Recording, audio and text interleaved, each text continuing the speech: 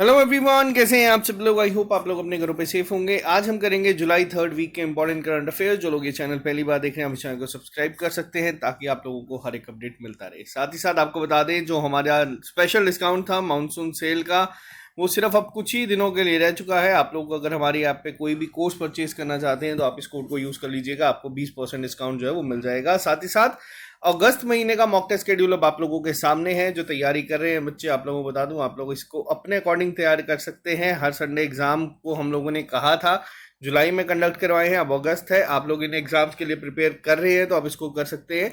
साथ ही साथ अगर कोई भी अपडेट एग्जाम के रिलेटेड हमें मिलता है, हम आपको यहाँ पे बहुत जल्द ट्रिपल एस पे ही शेयर कर देंगे, तो हमारे साथ जुड़े रहिएगा। तो चलिए शुरू करते हैं आज की क्लास को बिना ज्यादा टाइम वेस्ट किए। सबसे पहला क्वेश्चन आप लोगों के सामने है कि अभी रिसेंटली कौन सी कंपनी ऐसी है जिसने साइन करा है कॉन्ट्रैक्ट जेम पोर्टल के साथ। जेम के ऊपर मैंने आपको लास्ट लेक्चर में पूरा डिटेल में बताया था कि ये होता क्या है, गवर्नमेंट ई मार्केट प्लेस काम किस तरीके से करती है। तो अब ये जो कॉन्ट्रैक्ट साइन करा गया है, इसके तहत कोशिश की जाएगी कि डेवलप करा जाएगा एक enhanced version of GeM portal. देखो, अब ये जो जेम पोर्टल है, इसको बनाया इसलिए गया था ताकि एफिशिएंट तरीके से और ट्रांसपेरेंट तरीके से जो भी गवर्नमेंट डिपार्टमेंट्स हैं उनमें कोई भी अगर परचेज या सेल होती है किसी चीज़ की, तो यहाँ पे होगी। मान लीजिए कि अगर पहले क्या होता था, पहले कुछ डिपार्टमेंट्स में क्या था कि लोकल वेंडर से टाई अप करके वहाँ से चीज़ें ज़्यादा रेट पे खरीद के उनको इस तरीके से किया जाता था। अब इस जेम पोर्टल के थ्रू जितने भी रजिस्टर्ड जो वेंडर्स हैं वो यहाँ पे अपने जो टेंडर है, मान लीजिए किसी भी कंपनी को या किसी भी इंस्टीट्यूट को कुछ चाहिए तो वो इस पोर्टल पे वो टेंडर फ्लोट करेगा और बहुत सारे जो वेंडर्स हैं फिर वो ऑल ओवर इंडिया कहीं से भी इसको अप्लाई कर सकते हैं और जिसका सिलेक्ट होता है उसको ये टेंडर मिल जाता है और ट्रांसपेरेंट तरीके से सारा होता है। कोई यहाँ पे ये नहीं कह सकता कि हमारे साथ गलती हुई है। अब इस वर्जन को जो ये जम पोर्टल चल रहा है, इसको भी एनहांस करने के लिए जो टाई अप किया गया है वो किया गया है टीसीएस के साथ, टाटा कंसल्टेंसी सर्विसेज के साथ ये टाई अप करा गया है। और कोशिश की जाएगी यहाँ पे कि अब इसको जो है एक और एडवांस वर्जन जो है इसका लॉन्च किया जाए। और ये कहा किसके द्वारा गया था, ये पीयूष गोयल के द्वारा ये कहा गया था कि टीसीएस को ये कॉन्ट्रैक्ट मिलेगा ताकि जो ऑपरेटिंग और मेंटेनिंग है जेम पोर्टल की वो अब इसको ध्यान में रखेगी। नेक्स्ट पे आते हैं। नेक्स्ट क्वेश्चन भी काफ़ी इंपॉर्टेंट है। मिनिस्ट्री ऑफ कम्युनिकेशन, पहले तो आपको नाम याद रखना है, उनका नाम है अश्विनी वैष्णव जी। इन्होंने इनॉग्रेट करा है कर्टेन रेजर, इन्होंने इनॉग्रेट करा था इंडियन मोबाइल कांग्रेस को। देखो, सबसे पहला क्वेश्चन यहाँ पे बनता है कि ये जो इंडियन मोबाइल कांग्रेस है ये हुई कहाँ पे, तो ये हुई है न्यू दिल्ली में। एडिशन कौन सा था, तो ये देखो ये 7th एडिशन था IMC 2023 का। कहाँ पे हुआ है, न्यू दिल्ली में भी। अगर एग्जैक्ट पूछा जाएगा तो याद रखना ये करवाया गया था प्रगति मैदान में। ठीक है, नेक्स्ट पे आते हैं हम लोग। Name the organization that has recently signed an MOU with the ministry of defence to promote use of millets and healthy eating practices among the armed forces. देखो, अब यहाँ पे ये जो चीज़ है मिलेट्स की, अगर मैं बात करूँ, मिलेट्स आप लोगों ने देखा था, हम लोगों ने हर जगह पे इस साल कोशिश की है कि ईयर ऑफ मिलेट्स जो है इसको ऑब्जर्व करा जाए। साथ ही साथ एक और यहाँ पे चीज़ है, जो मिनिस्ट्री ऑफ डिफेंस है ये किसके साथ इन्होंने एक MOU साइन करा है ताकि कि जो बेनिफिट है मिलेट्स के और हेल्थी ईटिंग प्रैक्टिसेस जो है उसको आर्म फोर्सेस में भी जो है प्रमोट किया जाए। तो ये देखो, मिलेट्स ने के लिए यहाँ पे किया गया है फिक्की के साथ, यानी कि ये है आपका FSSAI सॉरी के साथ, यानी कि food safety standards authority of India ने यहाँ पे आर्म फोर्सेस डिफेंस के साथ, मिनिस्ट्री ऑफ डिफेंस के साथ किया है ताकि जितनी भी हमारी आर्म फोर्सेस हैं उनमें जो उनकी डाइट है या जो भी उनका सब ये चलता है उसमें यहाँ पे इसको ऐड किया जाए। अब मिलेट्स की अगर मैं बात करूँ, इसको जाना ही जाता है इसलिए क्योंकि इस पर जो न्यूट्रिशनल वैल्यू है वो बहुत ज़्यादा रहती है और ये वेल बैलेंस्ड और डाइवर्स डाइट बनाती है। एक बुक भी लॉन्च करी गई है इसी के लिए। अब यहाँ पे इसका नाम क्या है, ये ज़्यादा इंपॉर्टेंट है, इसका नाम है हेल्दी रेसिपीज फॉर डिफेंस। ठीक है, तो ये भी आप लोग ध्यान में रखिएगा। नेक्स्ट पे आते हैं। 2023 UN AIDS global AIDS update जो आया है, the path that ends AIDS, ये रिलीज करा गया था किसके द्वारा, ये किया गया है joint United Nation programme on HIV AIDS, UN AIDS के द्वारा किया गया है। The world can end AIDS by dash year. तो देखो यहाँ पे ये जो है, आपको बस मैंने पहले भी बताया था कि जितने भी टारगेट हैं हमारी इंडियन गवर्नमेंट के भी मैक्सिमम ये चलते हैं 2030 को लेके। तो यहाँ पे भी इसका आंसर है 2030। तो यहाँ पे इनके द्वारा जो ये रिपोर्ट रिलीज करी गई है, अब मैंने आपको इंपॉर्टेंट रिपोर्ट्स के ऊपर जनवरी से जून सारा करवाया है, जुलाई की आपको अलग से मैं बता रहा हूँ, तो ये आप अपने उन नोट्स में भी ऐड कर लेना ताकि आपको आसानी हो जाएगी एग्जाम तक। तो इन्होंने कहा है कि ये जो एड्स है इसको हम खत्म कर सकते हैं 2030 तक, तो ये भी याद रखिएगा। अब यहाँ पे होमवर्क लिख लीजिएगा, इंडिया ने कब तक कहा है कि वो टोबैको को द्वारा जो बीमारियां होती हैं उसको खत्म कर सकता है। ये आप लोगों का जो है होमवर्क है।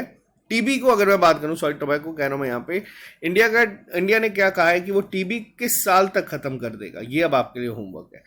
नेक्स्ट पे आते हैं, जुलाई 2023 में कौन सा ऐसा पहला बैंक बना है जिसने ऑफर करा है intro interoperability between central bank digital currency and unified payment interference. तो यहाँ पे देखो यूपीआई के साथ ये किसने किया है यहाँ पे, तो ये क्वेश्चन जो है इसको आपको बता दूं, एचडीएफसी बैंक जो है ये पहला बैंक ऐसा बना है जिसने ये स्टार्ट करा है सीबीडीसी के साथ मिलके, सेंट्रल बैंक डिजिटल करेंसी और यूपीआई के साथ मिलके। इसी के साथ एचडीएफसी बैंक और एचडीएफसी का जो है वो मर्जर हो गया। पहले ये दोनों अलग अलग आइडेंटिटीज थी, अब ये जो है ये एक ही बन चुकी है। एचडीएफसी सिर्फ हाउसिंग लोन करती थी, लेकिन अब एचडीएफसी बैंक ही जो है ये पूरा बन गया है। तो साथ ही साथ ये दुनिया की 4th लार्जेस्ट कंपनीज में अब ये ऐड हो चुकी है। एचडीएफसी बैंक पहला ऐसा बैंक है जिसने ये करा है। यूपीआई क्यूआर कोड के तहत अब यहाँ पे कोशिश की जाएगी कि जितनी भी डिजिटल करेंसीज हैं उसको यहाँ पे जो है वो ऑपरेट किया जा सके। नेक्स्ट पे आते हैं, मिनिस्ट्री ऑफ टेक्सटाइल ने एक साइन करा है एमओयू गुजरात गवर्नमेंट के साथ, वो बनाएंगे अब पीएम मित्रा। देखो जितनी भी फुल फॉर्म्स है याद रखना, और साथ ही साथ आपको ये भी याद रखना है जो भी अपोजिशन ने अपनी नई अलायंस बनाई है उसका नाम रखा है इंडिया। ये सबसे ज़्यादा इंपॉर्टेंट है, इसकी फुल फॉर्म आप लोगों को पता होनी चाहिए। कमेंट बॉक्स में लिख के बताना कितने बच्चे ऐसे हैं जिनको इसके बारे में नॉलेज है। अब देखो मिनिस्ट्री ऑफ टेक्सटाइल की अगर बात करें तो गुजरात गवर्नमेंट के साथ मिलके इन्होंने जो पीएम मित्रा जो साइन करा है या यह सेटअप करने की बात करी है, प्रधानमंत्री mega integrated textile regions and apparel, तो ये कहाँ पे किया है, किस जगह पे? देखो अगर एग्जैक्ट स्टेट पूछा जाएगा, गुजरात आपको पता है कि गवर्नमेंट गुजरात की है तो गुजरात में ही किया होगा, लेकिन किस जगह पे किया है, कौन सी डिस्ट्रिक्ट में किया है, वो किया है नवसारी डिस्ट्रिक्ट में। तो यहाँ पे ये चीज को देखना है आप लोगों को। अब आप लोगों का होमवर्क नोट कर लीजिएगा, मिनिस्ट्री ऑफ टेक्सटाइल कौन है आज की डेट में, ये आप मेरे को कमेंट बॉक्स में लिख के बताएंगे। गुजरात की अगर मैं बात करूं तो गुजरात के सीएम कौन है, वो है भूपेंद्र रजनीकांत पटेल जी, और साथ ही साथ गवर्नर कौन है, वो है आचार्य देवव्रत जी। ठीक है, तो ये भी याद रखना, लेकिन मेरे को बताइएगा मिनिस्ट्री ऑफ टेक्सटाइल के इस समय यूनियन मिनिस्टर कौन है। आप यहाँ पे फोटो में इनको देख भी सकते हैं। नेक्स्ट पे आते हैं, नेक्स्ट क्वेश्चन के ऊपर, जुलाई 2023 में कौन है जो पहला एयरपोर्ट ऐसा बना है इंडिया का जिसने 4 रनवे और dual eastern cross taxi services जो है वो शुरू करी हैं। देखो अब यहाँ पे अगर बात करें, इस तरीके की जो चीज़ें हैं ये आपको इंदिरा गांधी इंटरनेशनल एयरपोर्ट में ही देखने को मिलती हैं, और ये पहला एयरपोर्ट बना है, तो इसीलिए ये आपको याद रखना है। पहला एयरपोर्ट है जिसके अब 4 रनवे होंगे इसके अपने यहाँ पे, और ड्यूल ईस्टर्न क्रॉस टैक्सी जो है ईस्टर्न क्रॉस टैक्सी सर्विसेज, या फिर इसको आप एलिवेटेड ड्यूल टैक्सी वे भी कह सकते हैं। तो ये जो है ये शुरू किया गया है, तो ये किया गया है इंदिरा गांधी इंटरनेशनल एयरपोर्ट में, पहला है, तो इसीलिए ये ज़्यादा इंपॉर्टेंट हो जाता है एग्जाम पॉइंट ऑफ व्यू से। नेक्स्ट पे आते हैं, कौन सी ऑर्गेनाइजेशन या कंपनी ऐसी है जिसने ministry of road transport and highways के साथ मिलकर रिसेंटली रिलीज करी है 5 guidelines to enhance mountainous road infrastructure in India. देखो यहाँ पे भी अब आपको एक और चीज़ मैं यहाँ पे बताऊँ, जो ये किया गया है JICA के साथ, यानी कि जापान इंटरनेशनल कोऑपरेशन एजेंसी के साथ। JICA ने बहुत काम ऑलरेडी इंडिया में करा हुआ है, लेकिन अब यहाँ पे जो चीज़ें हैं, ये जो 5 गाइडलाइंस निकाली गई हैं कि किस तरीके से माउंटेनियस रोड इंफ्रास्ट्रक्चर जो है वो उसको जो है डेवलप करा जा सकता है टेक्निकल असिस्टेंट्स के साथ। देखो अभी तक आप लोगों को मैंने यहाँ पे चीज़ें बताई हैं, अब जैसे ministry of road transport and highway है, लेकिन अब ये जो है ये नितिन गडकरी इसके मिनिस्टर हैं, लेकिन इसके अंदर जो चीज़ें आती हैं, जैसे यहाँ पे आप देखते हैं जो माउंटेनियस और जो रोड इंफ्रास्ट्रक्चर है कौन बनाता है, ये बनाती है मैक्सिमम टाइम पे BRO। NHAI का जो काम रहता है, NHAI का काम रहता है जो आपके नॉर्मल हाईवेज रहते हैं, BRO आपके हिली एरियाज और बॉर्डर एरियाज में बनाती हैं, लेकिन अब यहाँ पे टेक्निकल असिस्टेंस जो है वो प्रोवाइड की जाएगी JICA के द्वारा, तो इसी को यहाँ पे याद रखना। अब ये जो 5 थे मैं आपको शॉर्ट में बता देता हूँ क्या है। पहला है यहाँ पे प्लानिंग किस तरीके से होगी हिली एरियाज में, हिली रोड्स को लेके, क्योंकि आपने भी देखा होगा बहुत सारी जब कई बार इस बार आप लोगों ने भी ऑब्जर्व करा होगा, जब तेज बारिश होती है तो बहुत सारी जो पहाड़ी रोड्स है वो साथ में बह जाती हैं। तो पहली तो ये होगा कि प्लानिंग किस तरीके से करी जाए ताकि ऐसी चीज़ें ना हो। दूसरी चीज़ें होगी कि स्लोप प्रोटेक्शन किस तरीके से मिलेगा कि, और किस तरीके से एम्बैंकमेंट करी जाएगी एडवांस टेक्नोलॉजी के साथ। इसके अलावा टनल बनाने की बात करी है आर्टेरियल रोड्स पे जो हिली एरियाज में जो हिली एरियाज में खास तौर पे होती है। माउंटेन ब्रिज किस तरीके से बनाया जाएगा एडवांस टेक्नोलॉजी के साथ। और जो लास्ट है वो है कि इसका ऑपरेशन और मेंटेनेंस किस तरीके से होगा। तो इस सब में ये 5 गाइडलाइंस जो हैं यहाँ पे इसको कवर करने की बात करी गई है, और यहाँ पे JICA जो है वो हेल्प करेगी, जापानीज टेक्नोलॉजी अब इसमें हेल्प करेगी। JICA की जैसे मैंने आपको बताया कि बहुत पहले से इंडिया में बहुत सारे प्रोजेक्ट कर चुकी है। तो ये कब से शुरू हुई है? ये 2007 से जो पार्टनरशिप इनकी चल रही है काफ़ी सारे प्रोग्राम्स में, और काफ़ी सक्सेसफुल इन्होंने यहाँ पे चीज़ें जो है वो बनाई हैं। नेक्स्ट पे आते हैं, कौन सी कंपनी ऐसी है जिसने रिसेंटली इंट्रोड्यूस करा है UPI लाइट पेमेंट। ये फीचर ऐसा होगा जो अलो करेगा यूजर्स को to make small payments without entering the UPI personal identification number. आप लोगों ने भी UPI यूज किया होगा। अगर मैं बात करूं तो आप अगर हमारे SSS पे कोई भी कोर्स लेते हैं, कई बच्चे UPI को सिलेक्ट करते हैं, तो वहाँ पे आपको उस पोर्टल पे ले जाता है, फिर वो फोन पे हो, जीपे हो, कोई भी हो, और वहाँ पे आपको 6 डिजिट का अपना वो डालना पड़ता है, 6 या 4 डिजिट का UPI पिन। अब यहाँ पे क्या है, मान लो छोटी ट्रांजैक्शंस के लिए अब जीपे ने ये किया है कि अगर मान लीजिए आप हमारी कोर्स पे जाते हो, सिर्फ 150-200 का आपको कोर्स मिलता है, छोटी अमाउंट के लिए अगर आप लोग UPI पे जाते हो, आप लोग सिर्फ उस पोर्टल GPay पे जाओगे, तो वहां पे आपको अगर डायरेक्ट पेमेंट GPay से करोगे, इसके लिए तो आपको यूज करना ही पड़ेगा। अगर आप डायरेक्ट जाते हैं GPay पे, आप डायरेक्ट पेमेंट कर सकते हैं बिना पिन डाले। आप सीधा स्कैन करेंगे या कुछ करेंगे, आपका ये पेमेंट जो है वो कंफर्म हो जाएगा। अब ये कितने अमाउंट तक जो है ये जो है रहेगा, क्योंकि क्वेश्चन जब ये बनते हैं लाइट पेमेंट की अगर बात करें, स्मॉल पेमेंट, तो यहाँ पे ये भी पूछा जा सकता है कि अब कितनी पेमेंट तक यहाँ पे जो है वो आप लोग कर सकते हो। 200 रुपये तक आप जो है पेमेंट यहाँ पे कर सकते हैं बिना पिन को एंटर करे, और साथ ही साथ यूजर्स को मेंटेन करना पड़ेगा 2000 रुपये का मैक्सिमम बैलेंस जो है UPI लाइट वॉलेट में। अब अगर आपको UPI लाइट यूज करना है, तो जैसे आप लोग कई बार बैंक्स में अकाउंट खुलवाते हैं, वो कहते हैं कि 500 या 1000 रुपये आपको मिनिमम रखना पड़ेगा, वैसे ही UPI लाइट में अगर आप लोग जीपे में ये वॉलेट यूज करना चाहते हैं, तो इसमें आपका 2000 रुपये पड़े होने चाहिए, तभी आपका ये जो है यूज होगा। ठीक है, ये चीज भी याद रखना, कई बार ये क्वेश्चन डायरेक्ट बनता है, खासतौर पे बैंकिंग एग्जाम्स में तो ये बहुत बार पूछा जाता है। और आप लोग ये टोटल, अब मान लीजिए एक क्वेश्चन अगर आपके दिमाग में आ रहा है कि अगर हम लोग ये 2000 रुपये यूज कर लेते हैं एक ही बार में, तो क्या हम लोग दोबारा यूज कैसे कर सकते हैं सेम डे। तो देखो, सेम डे की लिमिट है 4000 रुपये। आप लोग 2 बार इस वॉलेट को फिल करके इसको खत्म कर सकते हो, इससे ज्यादा नहीं। ये भी अब आपका आ जाता है कि अगर किसी और के हाथ में आपका फोन चल जाएगा तो ज्यादा से ज्यादा नुकसान आपको सिर्फ 4000 का ही होगा। ऐसा नहीं है कि वो बार बार रिफिल करके आपका वॉलेट खाली करता जाए। ठीक है, ये दोनों चीजें याद रखना, जीपे ने इसको लॉन्च करा है। नेक्स्ट पे आते हैं हम लोग, अभी रिसेंटली एक मिशन जो है वो लॉन्च करा गया था, चंद्रयान 3, जो कि सबसे ज़्यादा इम्पोर्टेंट है। अगस्त 23 को जब ये लैंड करेगा, उम्मीद ये है कि ये सक्सेसफुली लैंड करे, तब मैं इस पर एक डिटेल लेक्चर लेके आऊँगा जिसमें एग्जाम ओरिएंटेड जितने भी क्वेश्चंस आपके बनते हैं उन सबको हम लोग यहाँ पे डिस्कस करेंगे। फिलहाल मैं आपको ये क्वेश्चन डायरेक्ट बता देता हूँ कि जो पहला ऑप्शन है ये गलत है। अभी ये जो है सक्सेसफुल लैंडिंग के साथ हम दूसरे कंट्री नहीं बनेंगे, बाकी जो सारे पॉइंट्स है वो सही है। आप इसको एक बार अपने हिसाब से इसको रीड कर लेना ताकि आपको याद रहे। बाकी डिटेल लेक्चर मैं आपको इसका प्रोवाइड कर दूंगा जब ये सक्सेसफुली लैंड कर जाएगा। नेक्स्ट पे आते हैं, कौन see when was the United nation world youth skill day 2023 observe across the globe. अब इसकी थीम क्या थी आपको वो भी याद रखनी है। अब वर्ल्ड जो यूनाइटेड नेशन वर्ल्ड ये यूथ स्किल डे है, ये किस दिन मनाया जाता है? हर साल ये मनाया जाता है। 2023 में कब मनाया गया है, पहले आप लोग बच्चे एक बार कमेंट बॉक्स में लिख के बताएं, उसके बाद मैं इसका आंसर आपको बताऊंगा। तो देखो, ये हर साल मनाया जाता है 15 जुलाई के दिन। 15 जुलाई के से ज़्यादा इंपॉर्टेंट क्या है? ज़्यादा से इंपॉर्टेंट है इसकी theme, skilling teachers, trainers and youth for a transformative futures. ठीक है, तो यहाँ पे इसकी थीम को भी आपने ध्यान में रखना है। अब पहली बार ये कब बनाया गया था? पहली बार ये बनाया गया था 2015 में, जब मैंने खुद की तैयारी शुरू करी थी। तब मेरे को किसी ने कहा था बहुत इंपॉर्टेंट डे होगा, याद रखना। और आज ठीक 7-8 साल बाद मैं आप लोगों को ये चीज़ समझा रहा हूँ, तो याद रखना इसको भी। अब ये कौन सी ऑर्गेनाइजेशन है जो इसको ऑब्जर्व करती है? अब कई बार यहाँ पे ये क्वेश्चन भी बनता है, यहाँ पे इसको याद रखना, यूनेस्को,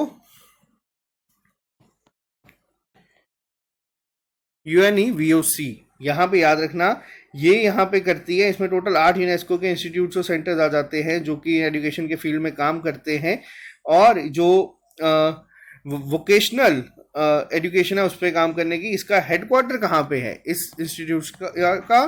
तो यहाँ पे याद रखना, ये है बॉन में, जो कि जर्मनी में है।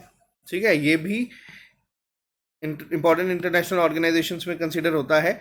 नेक्स्ट पे आते हैं, यूनाइटेड कैबिनेट ने अप्रूव करी है अमेंडमेंट्स टू द जन विश्वास, यानी कि amendment of provision bill 2023 to decriminalize minor offences by amending 183 provisions in dash acts which were administered by 19 ministers. अब देखो यहाँ पे क्या है, मैं आपको बता दूं, जन विश्वास जो है अमेंडमेंट ऑफ प्रोविजन बिल 2023, ये बनाया गया है कि डिक्रिमिनलाइज करा जाए माइनर ऑफेंसेस को, जो कि 183 प्रोविजंस में आते हैं। 42 एक्ट्स जो है यहाँ पे, अब यहाँ पे जो है एडमिनिस्ट्रेटेड करे जाएंगे 19 मिनिस्टर के द्वारा, ताकि ईज ऑफ बिजनेस और लिविंग जो है उसको प्रमोट किया जा सके। तो यहाँ पे टोटल याद रखना कि कितने हैं ये, तो 42 यहाँ पे हैं जिनको किया जाएगा। जन विश्वास बिल जो है, अब मैं आपको एक और चीज़ बता दूं, यहाँ पे किसने लेके आया था, किसने पेश करा था इसको? तो ये पेश करा गया था जो हमारे कॉमर्स एंड इंडस्ट्री मिनिस्टर हैं पीयूष गोयल जी, जिनको आप यहाँ देख सकते हैं। इन्होंने इसे पेश करा था लोकसभा में 2022 में, दिसंबर का महीना था अगर मैं गलत नहीं हूँ तो वहाँ पे इस बिल को पास करा गया था। तो यहाँ पे इसको भी ध्यान में रखिएगा। नेक्स्ट पे आते हैं, कितने पॉइंट्स इसमें ऐसे हैं जो कि सही हैं। प्रधानमंत्री ने जो विजिट करी थी जुलाई में फ्रांस में, देखो प्रधानमंत्री ने बहुत सारी विजिट करी है इस साल में, अमेरिका में भी करी है, यूएसए में भी करी है और फ्रांस में भी करी थी। तो यहाँ पे कुछ चीज़ें ऐसी हैं जो आपको याद रखनी है। मैं आपको सीधा पहले बताता हूँ कि इनमें से कौन सी ऐसी है जो कि सही है, ताकि आप लोगों को डायरेक्ट वही चीज़ याद रखनी पड़े। बाकी डिटेल में कई बार कुछ भी पूछा जा सकता है इन क्वेश्चंस में से, तो आपको इसको ध्यान रखना है। अब मैं यहाँ पे आपको बता देता हूँ कि सिर्फ पहला और दूसरा जो है वो सही है, तीसरा ऑप्शन जो है वो गलत है। पहला ऑप्शन क्या है, प्रधानमंत्री नरेंद्र मोदी पहले ऐसे पीएम बने थे जिन्हें कॉन्फर करा गया है grand cross of legion of honour. तो देखो इंपॉर्टेंट अवार्ड्स की अगर बात करें, डायरेक्ट क्वेश्चन बनता है कि ये अवार्ड किस कंट्री ने दिया और किसको दिया। ठीक है, पहला पॉइंट ये सबसे इंपॉर्टेंट है, एमैनुअल मैक्रोन ने इनको यहाँ पे दिया है। Highest civilian and military honour जो है वो प्रधानमंत्री नरेंद्र मोदी को मिला है। और इसके अलावा यहाँ पे प्रधानमंत्री नरेंद्र मोदी ने ये कहा है कि वो एक पूरा जो है अडॉप्ट करेंगे रोड मैप, ताकि जितना भी बायलैटरल रिलेशनशिप है वो अब किस तरीके से हो, अप टू 2047। तो देखो 2047 तक की बात करी गई है यहाँ पे। 2047 आपको पता है क्यों इंपॉर्टेंट है इंडिया के लिए, क्योंकि तब 100 साल हो जाएंगे आज़ादी के, और अमृत काल जो हम ऑब्जर्व करें, तो उसी को ध्यान में रखते हुए सारी चीज़ें जो है वो करी जा रही हैं। ठीक है, यहाँ पे जो तीसरा ऑप्शन है वो गलत है। यहाँ पे मैक्सगॉन डॉक ने नहीं करा था नेवल ग्रुप फ्रांस के साथ यहाँ पे साइन। तो बस पहले 2 पॉइंट आप लोग याद रखिएगा, ये आपसे एग्जाम में डायरेक्ट पूछे जा सकते हैं। नेक्स्ट पे आते हैं हम लोग, कौन सी कंपनी ऐसी है जिसने रिसेंटली कमीशन करा है इंडिया का पहला transitional power project to Bangladesh from ultra super critical thermal power plant in Godda Jharkhand. देखो अब यहाँ पे ये बात आती है, पहला पॉइंट क्या है, ये जो पहला इंडिया का पहला ट्रांसनेशनल पावर प्रोजेक्ट है, ये कहाँ पे होगा? ये होगा बांग्लादेश में। सबसे पहला क्वेश्चन यही बन सकता है कि कहाँ पे बनाया जाएगा। दूसरा किसके द्वारा बनाया जा रहा है? तो ये बनाया जा रहा है अदानी ग्रुप के द्वारा। अदानी ग्रुप ने यहाँ पे कहा है कि ये क्या करेंगे, ये बनाएंगे इंडिया का पहला ट्रांसनेशनल पावर प्रोजेक्ट बांग्लादेश में। नेक्स्ट पे आते हैं, कौन सा बैंक ऐसा है जिसने रिसेंटली साइन करा एक MOU with the Gujarat cooperative milk marketing federation GCMMFL के साथ, ताकि फाइनेंशियल सर्विसेज दी जाएंगी, federation supply network pan India दिया जाएगा under the micro unit development refinance agency limited, जिसको हम लोग मुद्रा भी कहते हैं। तो देखो, मुद्रा स्कीम के तहत कौन से बैंक ऐसा है जिसने ये कहा गया है कि गुजरात कोऑपरेटिव मिल्क मार्केटिंग के साथ ये कोलैबोरेट करेंगे, तो ये कहा गया है पंजाब नेशनल बैंक ने। पीएनबी की अगर बात करें हेडक्वार्टर कहाँ पे है, तो हेडक्वार्टर आपको न्यू दिल्ली में इसका देखने को मिलता है। जुलाई 2023 में इंडिया ने कौन सी पोजीशन पे फिनिश करा? 2 गोल्ड मेडल, सिल्वर और ब्रॉन्ज मेडल जीतने के साथ 112 कंट्रीज थे, जिसमें से कि 64th ये जो इंटरनेशनल मैथ ओलंपियाड खेला गया है, कहाँ पे? चिबा, जापान में। पहला क्वेश्चन डायरेक्ट बनता है कि ये इवेंट हुआ कहाँ पे? इंडिया ने यहाँ पे 9th जो है अपने आप पे रैंकिंग में ख़त्म करा है, लेकिन ज़्यादा इंपॉर्टेंट क्वेश्चन ये बनता है कि ये इंटरनेशनल मैथ ओलंपियाड हुआ कहाँ पे? 9th रैंक इंडिया का यहाँ पे आया है ओवरऑल मेडल टैली में, जिसमें से कि अगर बात की जाए तो ये 4th टाइम है कि इंडिया टॉप 10 में ख़त्म करा है पेपर में, लेकिन ये नहीं पूछा जाएगा कि किस किसने क्या जीता है। आपसे paper exam point of view से ये क्वेश्चन पूछा जाएगा कि मैथ ओलंपियाड हुआ कहाँ पे था। नेक्स्ट पे आते हैं हम लोग, इनमें से कौन से ऐसे पेयर हैं जो कि इनकरेक्ट है? नीति आयोग की रिपोर्ट आई थी national multi dimensional poverty index, जो कि एक प्रोग्रेस रिव्यू था 2023 का, जुलाई महीने में इसको रिलीज करा गया था, कि इनमें से आपको बताना है कि गलत पॉइंट कौन सा है। तो मैं आपको यहाँ पे सीधा सीधा बताऊंगा कि इनमें से गलत कौन सा है। तो सेकंड ऑप्शन जो है ये गलत है, बिहार ने रजिस्टर नहीं करा था largest decline in the number of poor. फिलहाल पहले पॉइंट पे आते हैं, इंडिया ने रजिस्टर करा एक significant decline of 9.89 percentage point, जिसमें कि number of India multi dimensionally poor जो है वो अब क्या हो गई है? 24.85 से सीधा आ गई है 14.96 पे 2019-21 में। दिल्ली, केरला, गोवा, तमिलनाडु के पास जो है वो लीस्ट नंबर ऑफ पीपल है जिसमें मल्टी डायमेंशनल पॉवर्टी वो फेस कर रहे हैं। अब अगर बात की जाए यहाँ पे सेकंड पॉइंट के ऊपर, तो देखो यहाँ पे क्लियर है कि बिहार ने सबसे ज़्यादा डिक्लाइन जो है वो नहीं शो करा है।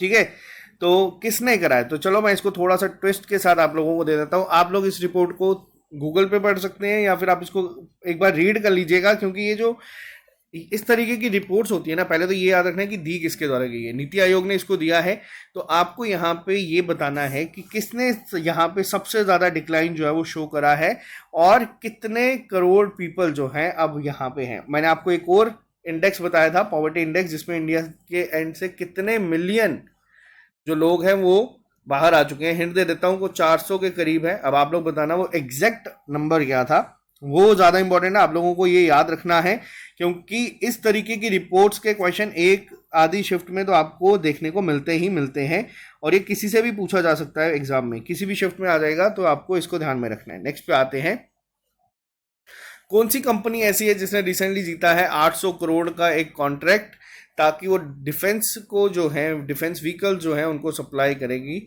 इंडियन आर्मी को। आमतौर पे आप लोग देखते हैं ये जो ज़्यादातर होते हैं ये टाटा के आपको देखने को मिलता है, टाटा की गाड़ियों में, बट इस बार जो ये मिला है, ये मिला है अशोक लेलैंड को। अशोक लेलैंड जो है ये 800 करोड़ रुपए के जो है डिफेंस व्हीकल जो है वो सप्लाई करेगी इंडियन आर्मी को, तो यहाँ पे इसको याद रखिएगा। ठीक है, यहाँ पे बहुत सारे जो हैं फैट 4x4 और GTV 6x6 इस तरीके के जो हैं ये भी देंगे, गन टोइंग व्हीकल देंगे, साथ ही साथ फील्ड आर्टिलरी ट्रैक्टर जो होते हैं जिसको फैट 4x4 कहा जाता है, 404, ये भी ये जो है इन्हें देंगे। बट याद रखना, ये 800 करोड़ का सप्लाई डिफेंस व्हीकल का किसको मिला है? तो ये मिला है अशोक लेलैंड को। नेक्स्ट पे आते हैं, कौन सी ऐसी इंडिया की पर्सनालिटी है जिन्हें रिसेंटली ENI अवार्ड दिया गया है 2023 का, एडवांस इन्वायरमेंटल सोल्यूशन प्राइज जिसे कहा जाता है। तो देखो, ये अवार्ड जब भी किसी इंडियन को मिलता है ये काफ़ी न्यूज़ में रहता है। अब ये अवार्ड देते कौन है? ये इटालियन एक इंटीग्रेटेड एनर्जी कंपनी है, ये इस अवार्ड को देती है। इंडिया में ये अवार्ड किसे मिला है?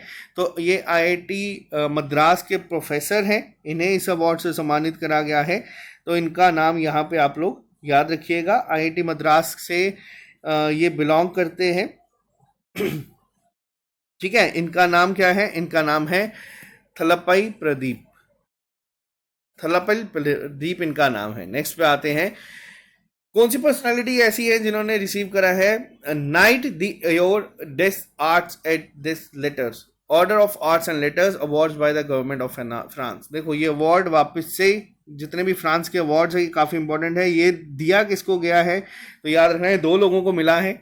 अब वो 2 लोग, अब यहाँ पे जो है ऑप्शन थोड़ा सा अलग हो चुका है, उसके लिए माफ़ी, लेकिन आप लोग गेस कर सकते हैं बोथ 1 and 2 और बोथ 2 and 3। तो यहाँ पे ऑप्शनल एलिमिनेशन से अगर ये आपके पेपर में आएगा तो सब बच्चों को मार्क्स मिल जाएंगे। अरुणा साईराम और शशांक सुब्रमण्यम, इन दोनों को इस अवार्ड से सम्मानित करा गया है। तो इनको भी याद रखिएगा, दोनों को ही अवार्ड दिया गया है।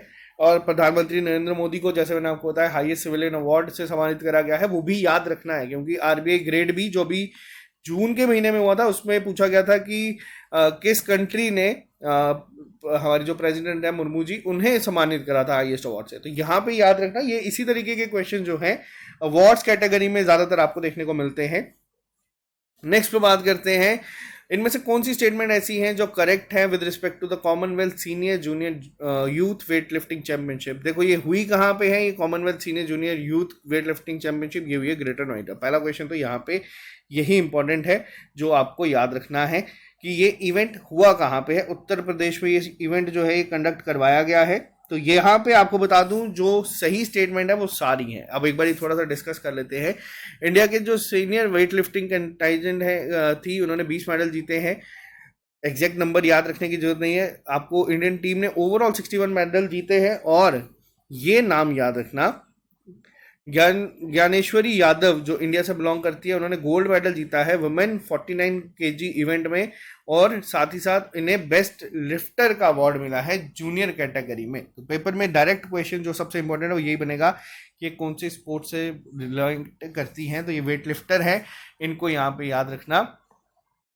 तो ये क्वेश्चन सबसे ज़्यादा इसमें यही इंपॉर्टेंट था। बाकी आपको याद रखना है कि इवेंट हुआ कहाँ पे। एग्जैक्ट मेडल टैली आपको याद रखने की जरूरत नहीं है क्योंकि किसी भी एग्जाम में ये नहीं पूछा जाएगा। थ्रू द ब्रोकन ग्लास एक ऑटोबायोग्राफी रिलीज करी गई है फॉर्मर चीफ इलेक्शन कमिश्नर के द्वारा। अब वो किसने लिखी है तो देखो यहाँ पे बता दूं, ये लिखी गई है TN शशान के द्वारा। एक ऑटोबायोग्राफी जो है वो रिलीज करी गई है, चीफ इलेक्शन कमिश्नर ये रह चुके हैं। तो इन्होंने लिखी है थ्रू द ब्रोकन ग्लास, तो ये याद रखना। नेक्स्ट पे आते हैं हम लोग। यूनाइटेड नेशन के द्वारा नेल्सन मंडेला डे ऑब्जर्व करा जाता है हर साल 18 जुलाई के दिन। इसकी थीम क्या थी? थीम बहुत इंपॉर्टेंट है क्योंकि नेल्सन मंडेला डे भी बहुत इंपॉर्टेंट है। हर एक साल किसी ना किसी एग्जाम में एक क्वेश्चन देखने को मिलता है, फिर वो SSC हो, स्टेट लेवल में भी आपको देखने को मिल जाएगा, तो कोई बड़ी बात नहीं है। अब इसकी थीम सबसे ज़्यादा इंपॉर्टेंट है, वो थी क्लाइमेट, फूड एंड सॉलिडारिटी। तो सबसे ज़्यादा इंपॉर्टेंट यहाँ पे यही चीज़ है, इसको आपको ध्यान में रखना है। नेक्स्ट पे आते हैं, कौन सी स्टेट गवर्नमेंट है जिसने रिसेंटली लॉन्च करा है आपदा राहत कोष। एक वेबसाइट लॉन्च करी है ताकि जितने भी डिजास्टर इफेक्टेड लोग हैं उनको हेल्प करी जा सके। तो देखो जैसे मैंने आपको बताया हिली एरियाज की किसके साथ करी है, JICA के साथ कर रहे हैं। बट अभी बहुत ज़्यादा नुकसान जो है वो हिमाचल प्रदेश में देखने को मिला था। बारिश की वजह से बहुत जगह पे आपके जो बादल फटने की न्यूज़ आई है, रोड ढह गई हैं, लोगों की खेती जितनी है वो खराब हो गई है, घर के घर ढह गए हैं। तो ये जो है आपदा राहत कोष, ये किसके द्वारा लॉन्च करी गई है? ये करी गई है हिमाचल प्रदेश के द्वारा। ठीक है, नेक्स्ट पे आते हैं हम लोग।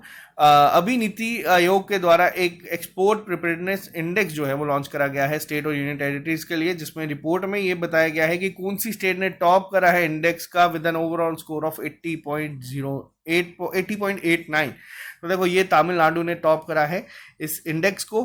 तमिलनाडु ने इस इंडेक्स में सबसे ज़्यादा पॉइंट्स के साथ, ओवरऑल स्कोर के साथ इसको टॉप किया है। तो यहाँ पे ये भी याद रखना। नेक्स्ट पे आते हैं, हेनले पासपोर्ट इंडेक्स आया है, इंडिया का क्या रैंक रहा है इसमें, और साथ ही साथ टॉप किसने किया? तो ये दोनों याद रखना। इंडिया का रैंक रहा था 80th और टॉप करा गया है यहाँ पे सिंगापुर के द्वारा। ये बहुत इंपॉर्टेंट क्वेश्चन है। इंडेक्स और रैंकिंग के ऊपर भी आपको लेक्चर मिल चुका है, बट जुलाई के उसमें आप हो सके तो ऐड ऑन करते रहिएगा, आपको आसानी हो जाएगी पेपर में।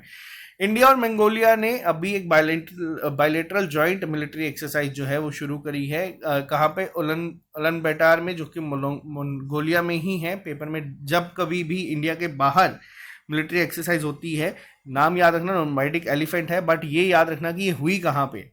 तो कई बार जानबूझ के ये पूछा जाता है कि बाहर कहाँ पे हुई है, और यहाँ पे तब मंगोलिया नहीं लिखा होगा, आपको 4 जगहों के नाम दे दिए जाएंगे, उसमें हो सकता है उत्तराखंड का भी दे दिया जाए, बाकी जगहों का भी, जहाँ पे ज्यादातर आपको मिलिट्री एक्सरसाइजेस देखने को मिलती हैं। नेक्स्ट पे आते हैं, कौन सी स्टेट गवर्नमेंट ऐसी है जिसने रिसेंटली साइन करा है MOU with one web two set up India first private satellite network portal site. तो ये जो किया गया है, ये किया गया है गुजरात गवर्नमेंट के द्वारा। गुजरात गवर्नमेंट ने यहाँ पे कहा है कि वो एक एमओयू साइन करेंगे वन वेब के साथ, ताकि इंडिया का पहला private satellite network portal site जो है वो बनाई जाएगी। नेक्स्ट पे आते हैं, फाउंडेशन डे क्या रहा, कौन सा रहा है नाबार्ड का, जो कि 12 जुलाई को मनाया जाता है। देखो, बैंक कब नेशनलाइज हुए थे, आमतौर पे ये क्वेश्चन आपको ज़्यादातर देखने को मिलता है, तो ये मैं आपको ही होमवर्क दे रहा हूँ। आपको बताना है 19-1969 कौन से महीने में बैंक नेशनलाइज हुए थे, या किस साल में हुए थे, एग्जैक्ट डेट मेरे को बताना। लेकिन नाबार्ड का अगर बात करूं तो नाबार्ड का जो फाउंडेशन डे है वो कब मनाया जाता है, वो मनाया जाता है 42nd फाउंडेशन डे मनाया गया था, किस दिन, 12 जुलाई 2023 के दिन। आज का लास्ट क्वेश्चन के ऊपर बात करते हैं, कौन सी स्टेट ऐसी है जिसने रूरल लाइवलीहुड मिशन के तहत रिसेंटली स्कॉच अवार्ड जीता है गोल्ड कैटेगरी में डिस्ट्रिक्ट गवर्नेंस के लिए। तो देखो, ये जीता गया है जम्मू कश्मीर के द्वारा। आज का सबसे लास्ट क्वेश्चन सबसे इंपॉर्टेंट है, जम्मू कश्मीर ने ये अवार्ड जीता है, इस पे थोड़ा सा डिटेल में अगर मैं आपको बताऊंगा तो आप इसको नोट करिएगा, अपने नोट्स में भी इसको ऐड कर लीजिएगा। अब यहाँ पे बात करूंगा, ये JKRLM यानी कि Jammu Kashmir rural livelihood mission को जो है इस अवार्ड से सम्मानित किया गया है।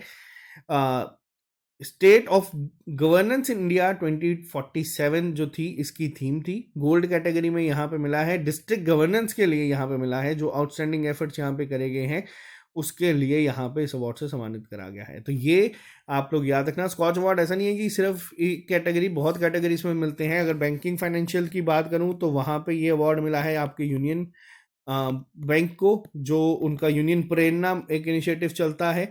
इसके अलावा अगर बात करूँ मैं आप लोगों का जो कैटेगरी आती है फाइनेंस एंड रेवेन्यू की, तो उसमें ये मिला है सप्लाई चेन जो मैनेजमेंट सिस्टम बनाया गया है एक्सटेंशन महाराष्ट्र स्टेट के द्वारा। स्कॉच अवार्ड अगर आपको बात करें गोल्ड कैटेगरी में, फॉरेस्ट अंडर एक्सपेंशन की अगर बात करें तो काजीरंगा को मिला है। तो ये चीज़ें जो है ये मिलती है, लेकिन यहाँ पे जो आपको याद रखनी है वो डिस्ट्रिक्ट गवर्नेंस की कैटेगरी में किसको मिला, जम्मू कश्मीर को मिला। तो ये थे हमारे important current affairs. I hope आपको ये लेक्चर पसंद आया होगा। आज शाम को या कल शाम को आपको 4th वीक ऑफ जुलाई को भी के भी लेक्चर्स मिल जाएंगे, और उसके साथ हम लोग फिर अगस्त पे शिफ्ट कर जाएंगे। आई होप आपको ये लेक्चर पसंद आते हैं। बाकी मिलते हैं आपसे जल्दी नए लेक्चर के साथ। अभी के लिए दीजिए इजाजत। Have a nice day, bye bye, take care, all the very best.